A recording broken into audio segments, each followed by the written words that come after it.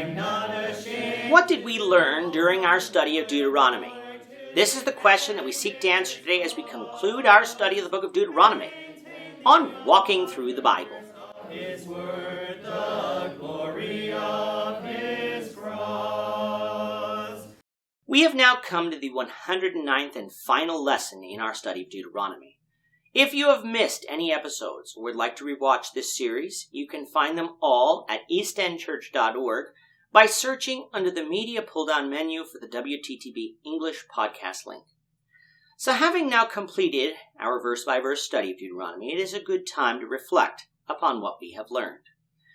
The word Deuteronomy means second law, and so it would figure that what we have been given is a retelling of the law that God gave Moses on Mount Sinai, and that's exactly what we saw. The book itself, with the exception of much of the final chapter, is written by Moses. We can see that not only from the very first verse of Deuteronomy, where it calls these words the words of Moses, but from Deuteronomy 31:24, which ascribes Moses as the author of the book of the law, as well as the Song of Moses and the blessings of Moses that would come after this section. Add to that Jesus referred to passages in Deuteronomy as written by Moses. See his discussion on divorce with the Pharisees in Matthew 19, and we can be confident that Moses wrote this book, and what we have are copies of that original writing preserved for us by God. As to how the book is laid out, we saw that it resembled ancient covenant texts found in other cultures. Now, this shouldn't surprise us, for when God speaks to man, he speaks to man in a time and a place, using things that we would understand. Jesus spoke in parables that the people would understand, and God spoke to Israel here in a way that they would be familiar with. Thus, following this pattern of ancient covenant texts, Deuteronomy begins with a preamble in the first 5 verses, then moves on to a historical prologue through chapter 4, then stipulations of the treaty in chapters 5 through 26, then curses and blessings associated with either obeying or disobeying the covenant, and then finishing with the continuation of the covenant through the arranging of public readings of the text. In the historical prologue, we saw Israel's journey from Sinai to the plains of Moab repeated for us, and it allowed us to fill in some of the gaps that we had from the book of Numbers. That there were gaps in the book of Numbers that needs filling shows us that Numbers was written at a slightly different time than Deuteronomy, even though they end with Israel in exactly the same place.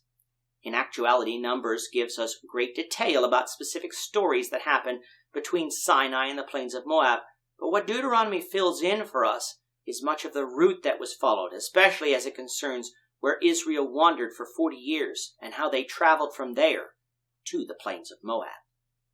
Having done this, Deuteronomy doesn't contradict the book of Numbers, just makes that book clearer to understand. But other than filling in a few gaps, why was the book of Deuteronomy needed at all?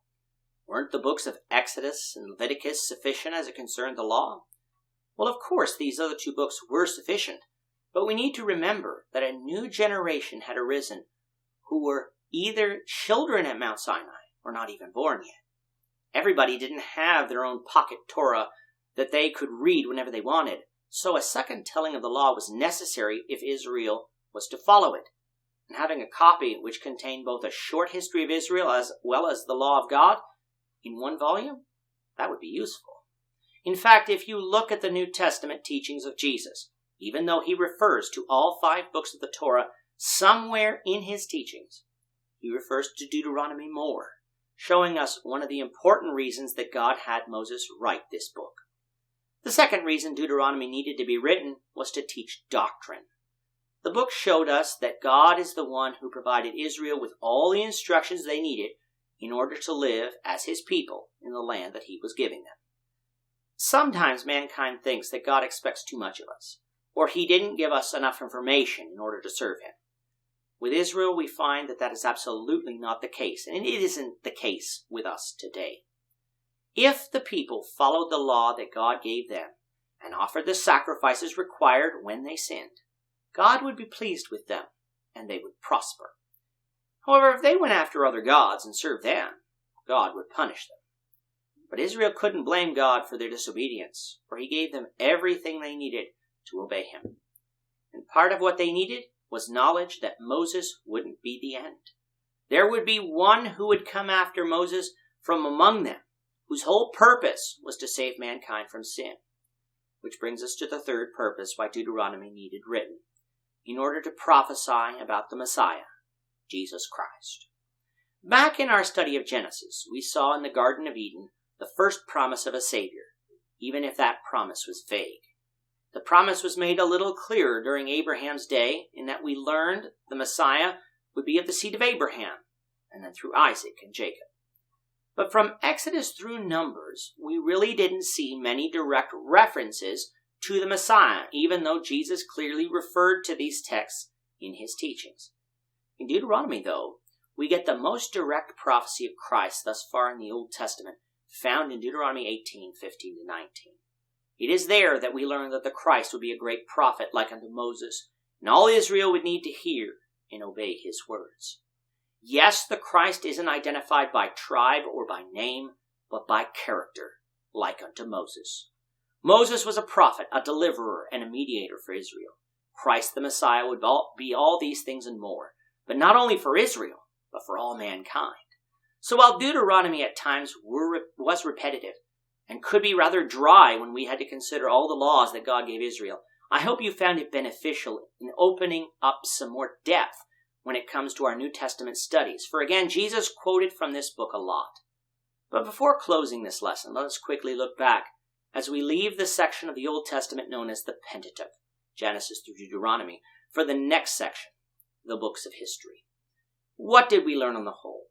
Well, we saw a picture of one God who created this universe by the word of his power, who created mankind from the dust of the earth with the desire that they seek him, find him, and want to be in fellowship with him. We saw how mankind sinned and constantly falls back into sin, meaning that if God wanted to save us, he would need to send a Savior, one born of woman, who would live among us without sin so that he could pay the price for sin. This one God we see throughout Genesis, Exodus, Leviticus, Numbers, and Deuteronomy extend his mercy and grace on men and women who didn't deserve it, but who are walking by faith in him.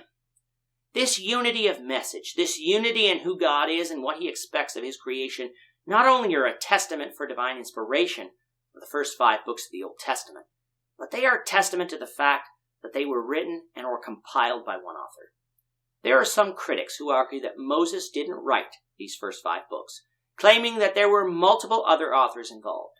We have already discussed the Toledos of Genesis, stating that Moses likely compiled the inspired writings of those who came before him into that book.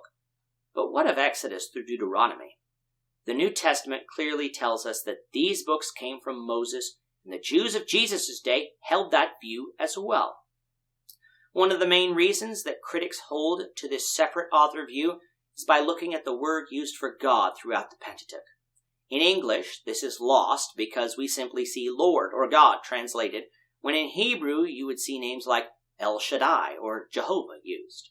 But what we need to realize is that all these names reveal to us one of the characteristics of God. Jehovah shows us God's eternal nature. El Shaddai shows us his almighty power.